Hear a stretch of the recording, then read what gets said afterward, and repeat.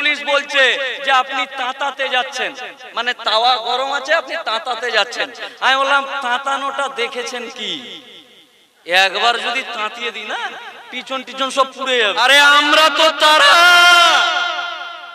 যারা দেশ স্বাধীন করতে রক্ত দিয়েছি, আমরা তো তারা যারা সংবিধান বানাতে সাহায্য। যদি কেউ টেরা চোখে দেখে নেয় আমার মোস্তফার নামের দিকে, আমরা তার জন্য জান দিতে পারি। কলকাতা হাইকোর্টের উকিল আমি। কলকাতা হাইকোর্টে হাওড়ার অঙ্কুরহাটিতে যেদিন রাস্তা বন্ধ করলো রাত 10টার সময়, এক ভদ্রলোক গিয়ে হাইকোর্টে মামলা করছে। দয়া করে বসে যান, দয়া করে বসে যান।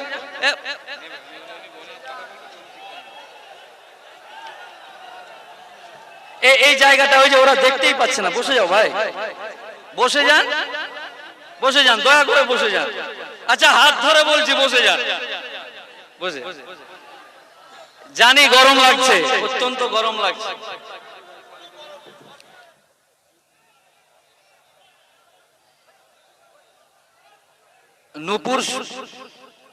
নূপুর শর্মা সহ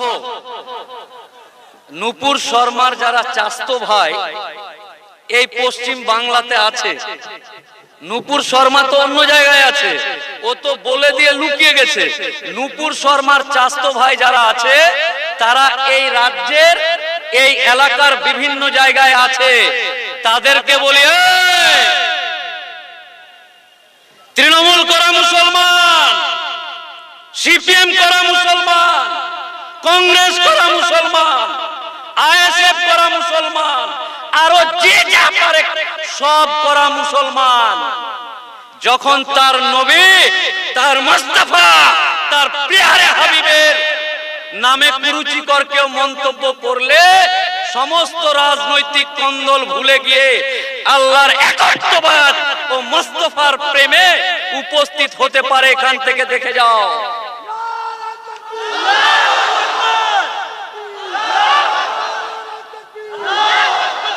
এখন আমরা যারা এখানে আছি কোনো কিছুই নাই, আমরা শুধু আছি মুস্তাফা প্রেমী লোকজন। অনেকেই বলে যে মুসলমানেরা কিছু কিছু শিক্ষিত লোক টোন কাটছে, বলছে মুসলমানেরা অশিক্ষিত। একটা কি বলেছে তার জন্য হাওড়া, হুগলি, বাক্সার কাজ যেখানে সেখানে শুধু মিছিল করছে বলছে। আমি তাদেরকে বলি আমার নবী, আমার মুস্তাফা, আমার হাবিবের জন্য অশিক্ষিত হতে রাজি আছে, অশিক্ষিত হতে রাজি আছে। অনেকে বলে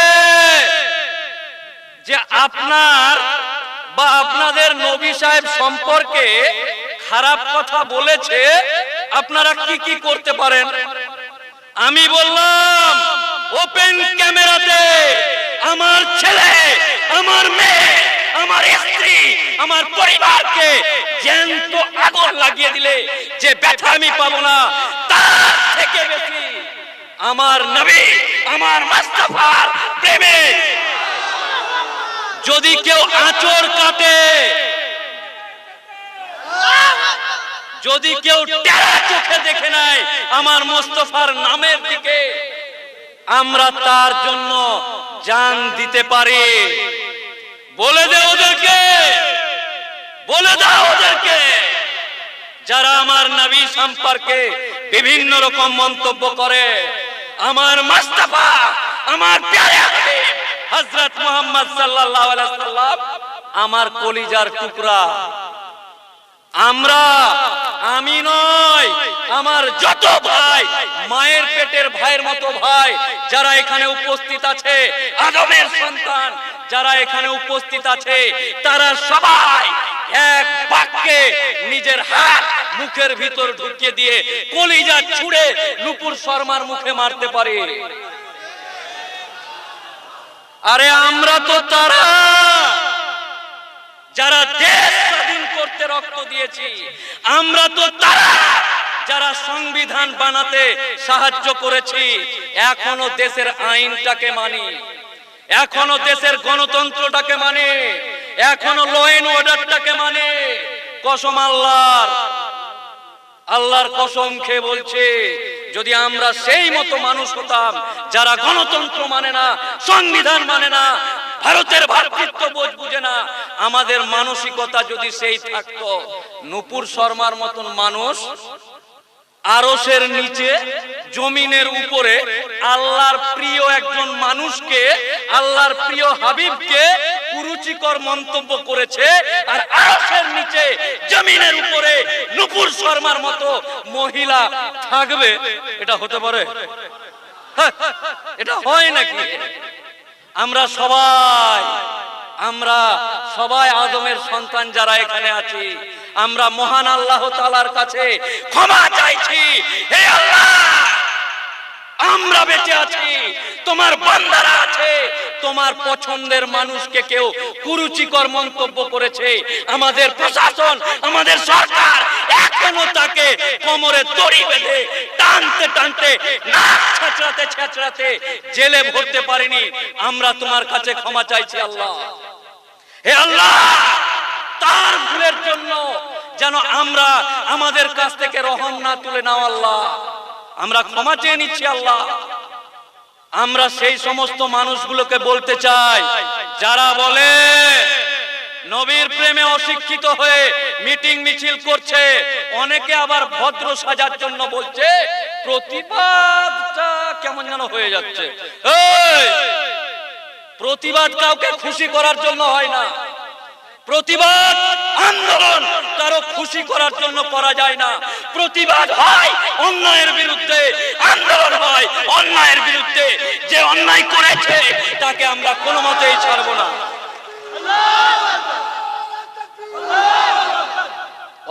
অনেকে এই যে দেখেন, কলকাতা হাইকোর্টের উকিল আমি, কলকাতা হাইকোর্টে হাওড়ার অঙ্কুরহাটিতে যেদিন রাস্তা বন্ধ করলো রাত 10টার সময়, এক ভদ্রলোক গিয়ে হাইকোর্টে মামলা করছে কি না, তো সিআরপিএফ নামানো হোক।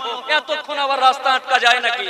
কালো কোটটা পরে জাতির পাহারাদার হিসাবে, আদমের সন্তান হিসাবে হাইকোর্টের বুকে বুক চিতিয়েছিলাম যে ও আন্দোলন হচ্ছে, তার জন্য তুমি সিআরপিএফ নামানোর জন্য মামলা করতে পারো, আর আমাদের আবেগ কোটি কোটি এবং বিশ্বের সমস্ত মুসলিমের আবেগকে আঘাত দিয়েছে, তাকে ধরতে একটা ভিলেজ পুলিশ পাঠাতে পারো না?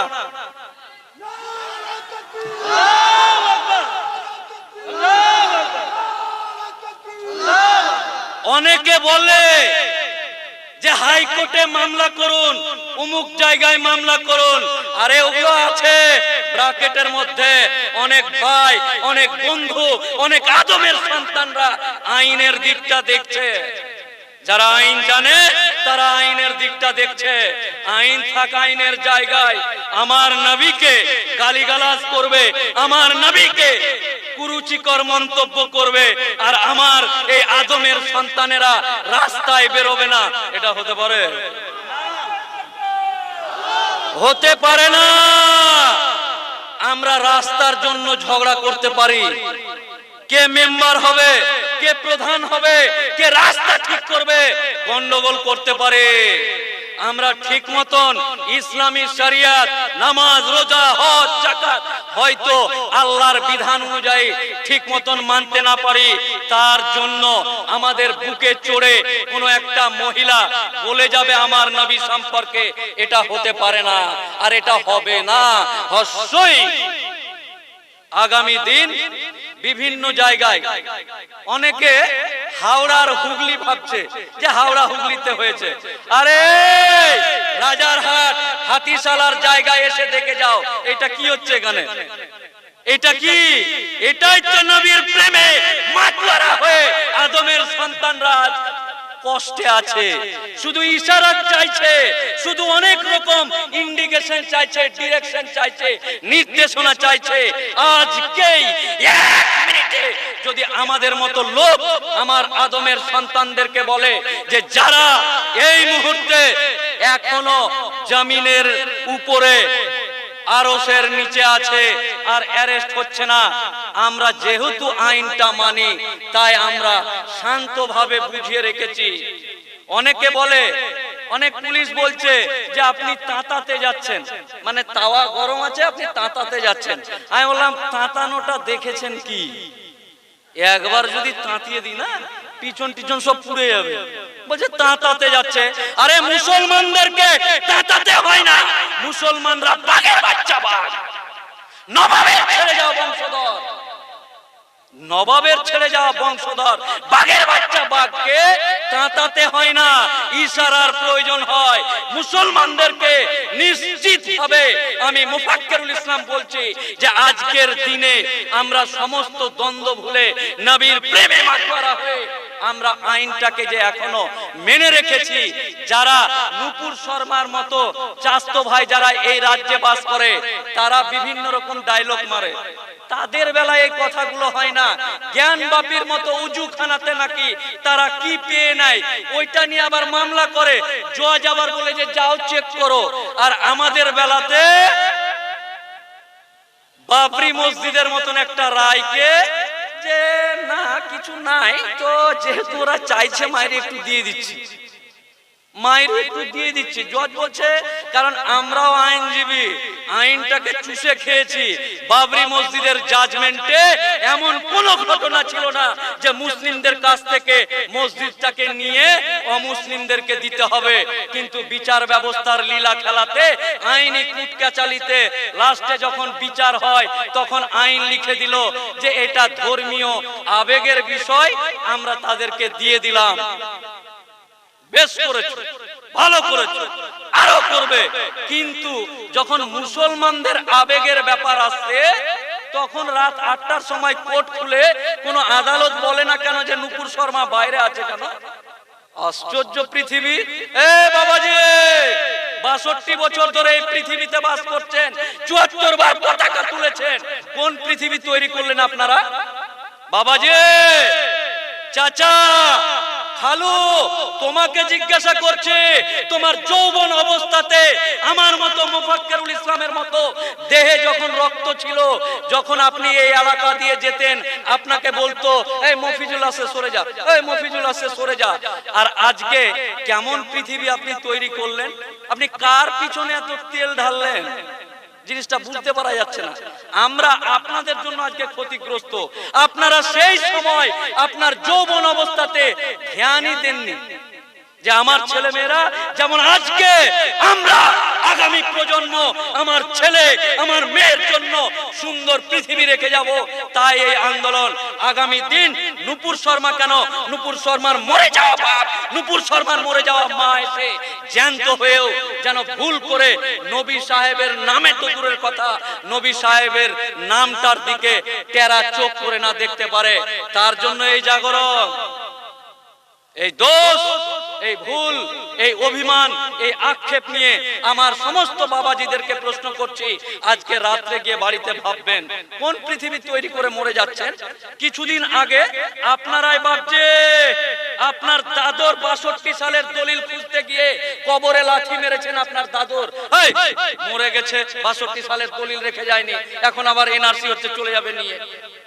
তো আপনি দিয়েছেন আর আপনি এমন একটা পৃথিবী রেখে মরতে যাচ্ছেন যে পৃথিবীতে একটা বয়স্ক বৃদ্ধ মানুষ 3 বছরের একটা মেয়েকে কোলে নিয়ে রেপ করে ওই পৃথিবী রেখে মরে যাচ্ছেন। আপনি এমন একটা পৃথিবী রেখে মরতে যাচ্ছেন যে পৃথিবীতে আপনার মতো মানুষকে মাস্কের নাম করে, করোনার নাম করে দাড়িটিকে এইভাবে ঢেকে কলকাতা যেতে হচ্ছে কেন? কেন দাড়িটিকে মাস্ক দিয়ে ঢেকে কলকাতা যেতে হবে কেন? এই দেশ আমার বাপের, এই দেশ আমার দাদুর, রক্ত দিয়েছি এই দেশ স্বাধীন করতে। বাঘের বাচ্চার মতন বুকের পাটা উঁচু করে কলকাতা নয়, ভাঙর নয়, এই রাজ্য তথা দেশে বুকের পাটা উঁচু করে আগামী দিন হাঁটবো, হাঁটবই অবশ্যই ইনশাআল্লাহ। ভাবতে শুধু এইটুকু হবে, আসলাম চলে গেলাম হলে হবে না। অনেক কষ্ট করে অনেক রকম রাজনৈতিক গোষ্ঠী কন্দল বাদ দিয়ে আজকে আদমের সন্তানরা এক জায়গায় হয়েছে। এই সুযোগটাকে কাজে লাগিয়ে আমি আপনাদের ভাই, কলিজার ভাই, আমার মায়ের পেটের ভাইয়ের মতো ভাই যারা আছে তাদেরকে বলছি